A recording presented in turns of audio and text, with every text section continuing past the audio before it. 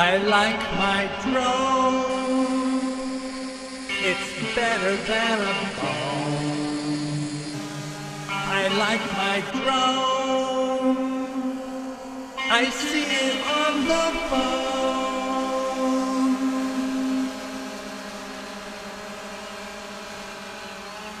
I'm crashing to the ground.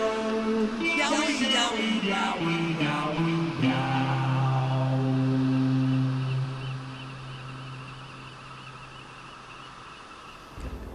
Hello, my name is John Pickard, and I'm here to share with you a bunch of films that I've taken flying my drones and tell you a little bit about flying the drones and quadcopters.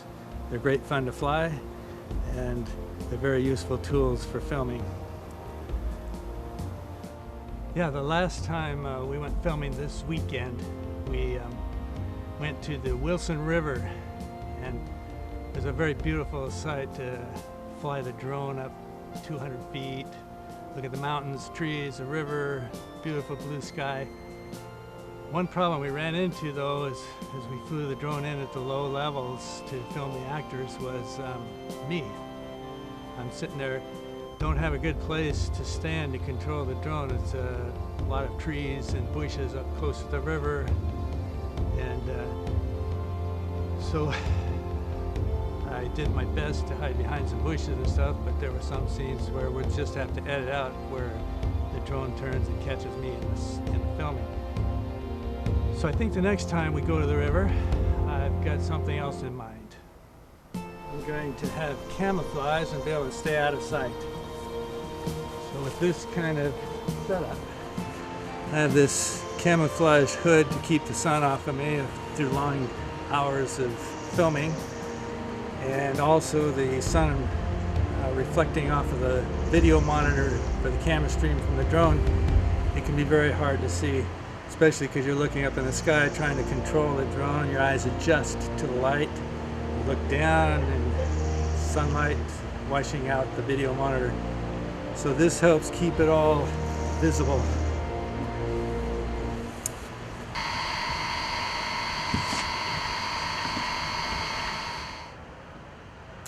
Here we are with our nano drone, and give you a close-up look at this. 1.8 inches wide, and it's very robust. It can take a lot of crashes, which is a good thing because I've given it a lot of crashes.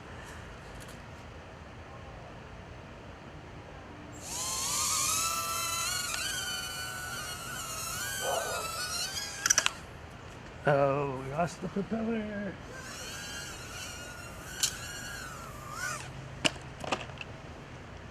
Okay, here is the 1SQ quadcopter. As you can see, it's fairly small, about 4.5 inches across. Has a high definition camera right here. And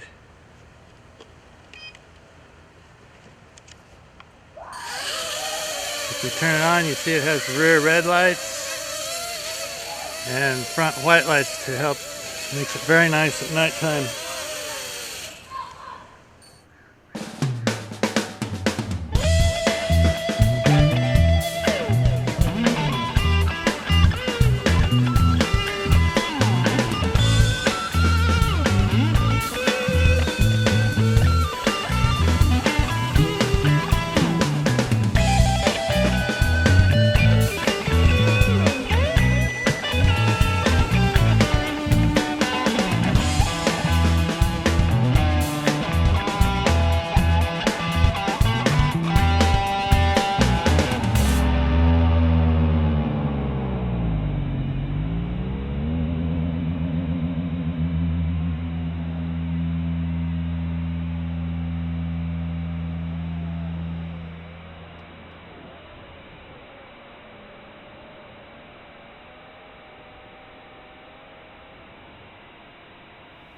The DJI Phantom 2 is one of the most popular drones in the world today, and you see like a large number of people are buying them all over the world. and you're hearing news stories about how people have been flying them where they shouldn't or getting into trouble with them. So it's obviously one thing you want to avoid. Use reason and caution, and it'll be a fun experience.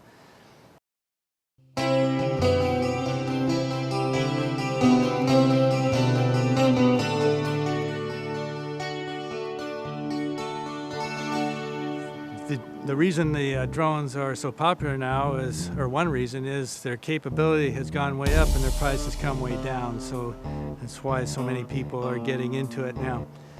They have very high quality, high definition cameras, from the entry quality of the Phantom Vision 2, which is very high quality, 1080i, to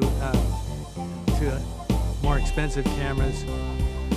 The camera puts out a fisheye view because it's a wide-angle screen, and you can minimize that effect by getting your horizon across the middle of the screen where the picture's straight. However, sometimes when you're flying around getting your various shots, you don't have a lot of control over exactly what is where in your photo. So in post-production, you can remove the fisheye effect.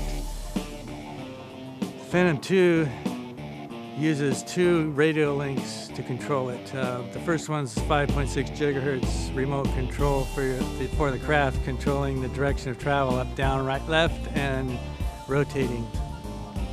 In addition, the Wi-Fi link is what communicates the video from the camera back to a tablet or an Android or iPhone, so that you can see the view of the camera from where the drone is flying. This is what lets you position and get the photos and video the way you like it. When you take off from the Phantom Vision 2, you need to wait until it's ready, and you have to do several things. The first thing you're going to want to do is calibrate the compass. This is done by flipping the switch on the remote control in the upper right-hand corner, flipping it on and off about 10 times very rapidly, and then the lights underneath will turn to solid yellow, telling you it's ready to calibrate. And now we have to rotate this thing 360 degrees. The lights turn green, as you can see. Then we tip it vertically. We have to rotate it 360 degrees again, and then the lights start flashing again. And now we've got to wait till it says it's ready to fly with the yellow lights there, but except that's without GPS. So now that it's found its GPS satellites, 7 of them, and it is ready to fly. Now this is very important because you don't want to, if you take off and you don't have the GPS satellites to establish the home position and you lose your radio link, it's hard telling where it's going to go, and it can go a long ways. So the best thing is to not fly it unless you've got your satellites and your GPS home takeoff position. You never know when something might happen where a battery goes dead or something quits working and it's going to need to fly home. The other good thing about that is if it gets out of sight and you can't figure out where it is, you can just turn off your radio receiver and that'll break the radio link, and it'll fly back to where it took off from and land itself. Flying the drone is very easy. You've got your 2 sticks. Your left-hand stick, if you push it forward, it sends the copter straight up into the air. If you pull it back, it brings it straight down.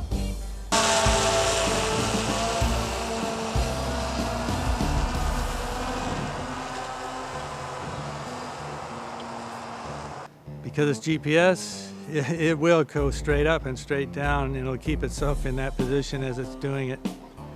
If it's one of the other copters like the small ones, well, you've got to pay attention because you've got to keep your hands on all the controls. Anyway, the Phantom, if you push this left-hand stick to the left, then the copter will rotate counterclockwise. If you push it to the right, it will rotate clockwise. The right-hand stick, if you push it forward, it goes forward. If you push it back, it flies in the backwards direction. And if you push it right, it flies right. If you push it left, it flies left. So it's a very straightforward concept. You've got to learn to fly the sticks with the copter no matter which direction it's facing. Even though it's GPS control, and it'll stay put while you figure out what you're doing. If you're flying in tight situations close to things and it's moving, you might not have time to think about it. So you've got to know your sticks. All right, here's a setup that we're going to use for part of a movie making process where we've taken a Wright Brothers airplane model and attached it to the bottom or to the craft like this. And hopefully we'll get some interesting video as we take this up into the air.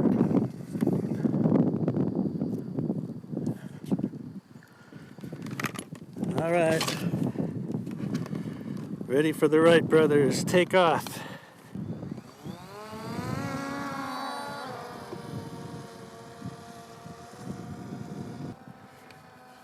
All right. Here we go, coming back at us.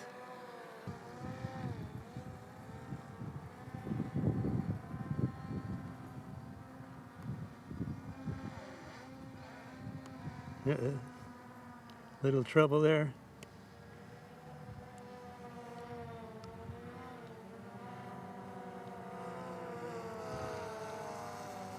Think.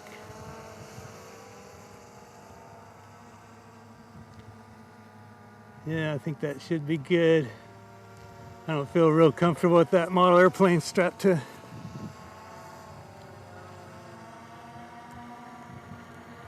Okay, here we go.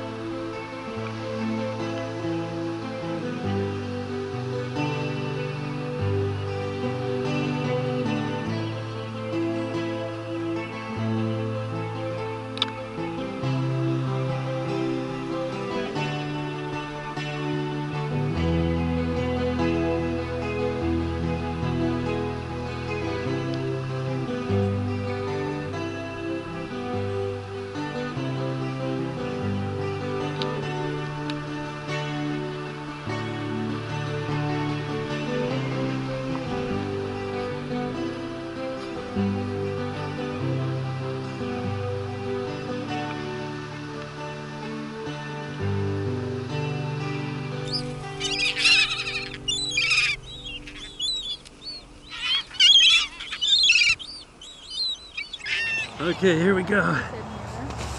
Calibrating the compass. We get that, and we have green with this.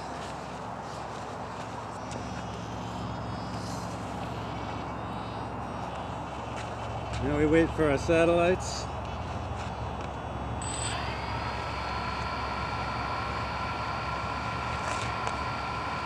Okay, we are ready to take off.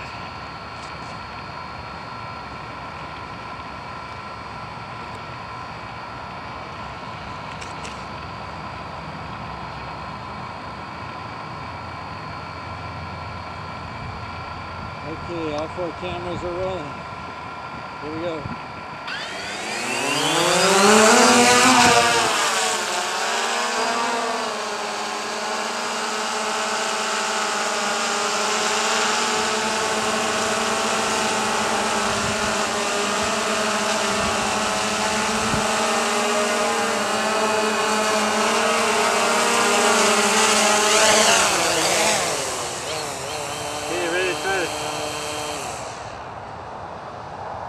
to start over. Try it one more time. You want to get a little lower with the camera all the way to the ground?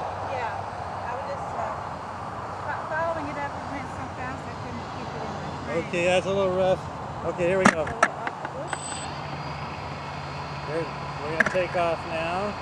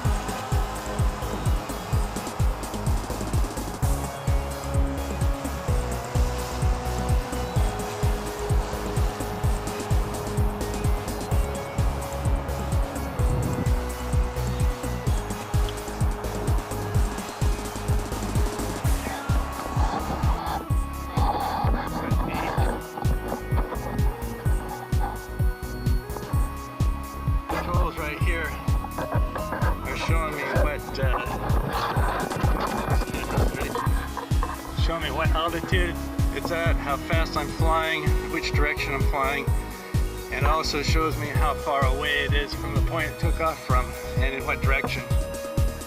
I can see that we have 54% battery life still left, and we are recording video.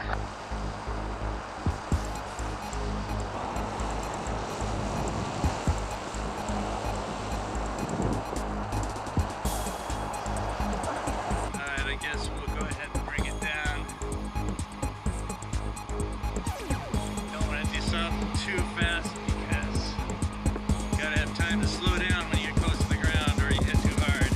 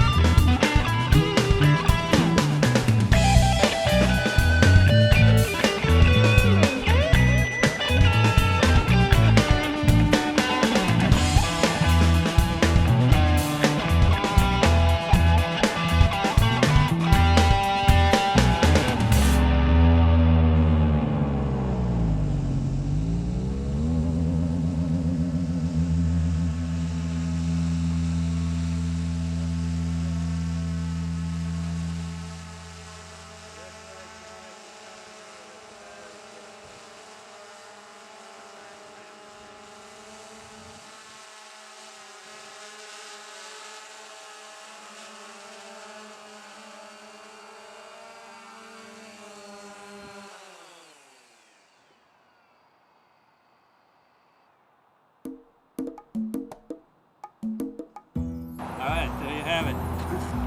Another fun flight.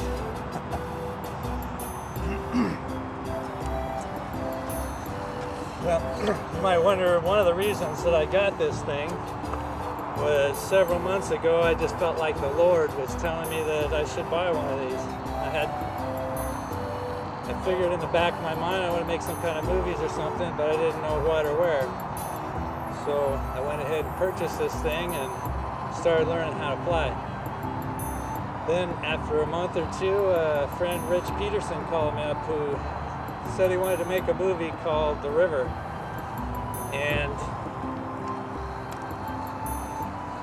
what the movie is about is a atheist girl who's going to college. And I'm not going to tell the whole story here because we plan on airing this later on. But he wanted to have some drone footage in his movie, and so we made good use of the drone filming along the river, up Wilson River between here and Tillamook. But I kind of relate to the story about the atheist girl because when I was in high school, I was a total atheist. This is in the 1960s. And I didn't believe in God at all. But yet, I'm an engineer and a scientist. I have many patents, and I wanted, as I was studying to become an engineer, I'd look at biology classes or evolution classes and stuff at college, and they'd be telling many things that I just felt was ridiculous. No proof to what they're saying, that this evolved into that, or that 50 million years ago this happened. Even as a kid, and they'd tell me those movies, I'd think that, what proof do you have? So anyway, to make a long story short, when I was in high school, I was in a high school choir, and we were going to sing a song called the Hallelujah Chorus. And this was in the 60s, where religion wasn't banned from schools. And we were going to do this Hallelujah Chorus for our graduation. And at first I wasn't going to sing that song because I'm an atheist, and I wasn't going to have anything to do with it. But I thought, well, I'm in the choir, I'm going to graduate, it won't hurt me to sing the song. So we went ahead, and when we were practicing that song on the stage in the auditorium at high school in Pilot Rock, Oregon, the presence of God came over the whole choir as we were singing it. Jesus Christ is Lord, King of Kings. Those are the words, and His presence just came so strong and anointing over that whole choir. And I'm sitting there as an atheist going, what's happening? I've never experienced this before.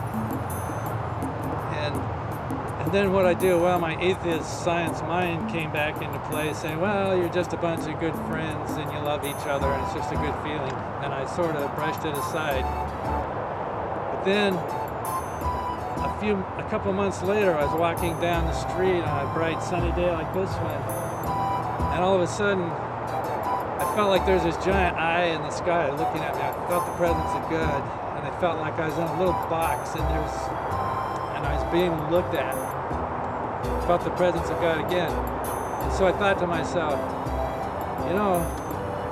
if there's a God, it would be foolish of me to reject Him, because that means there'd be a heaven and a hell, and if there is a God, how great would it be to serve Him, and how bad would it be to go to hell and be with the demons and the devil forever? So I thought about that, and then I said, Lord, if you're real, show yourself to me, and I'll believe.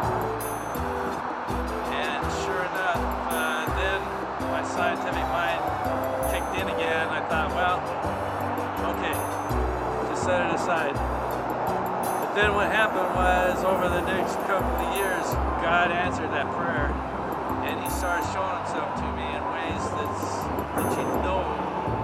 or that I knew was Him speaking to me. And so a few years later, I actually did accept Jesus Christ as Lord. And so right now with these drones, that's what I'm using them for, is to do the things that I feel like God is telling me to do. So I hope that in some way, if you don't know the Lord, that you'll ask that same question. Say, Lord, show yourself to me, because if you're real, I want to believe. And Jesus Christ, your Lord.